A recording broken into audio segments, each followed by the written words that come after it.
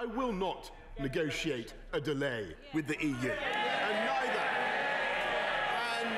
and neither does the law compel me to do so. British Prime Minister Boris Johnson has sent a letter to the European Union requesting a delay to Brexit, having been compelled to do so by the law.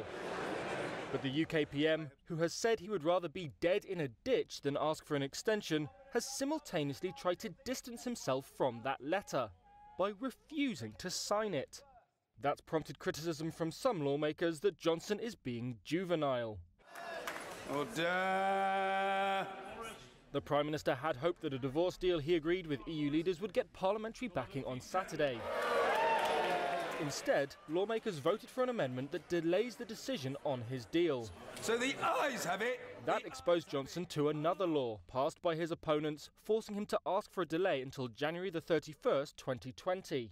In an unusual step, Johnson then sent 3 letters to Donald Tusk, the President of the European Council. The first was a brief cover note from Britain's EU envoy explaining that the government was simply complying with the law. The second was the unsigned photocopy of the text Johnson is obliged to send by that law.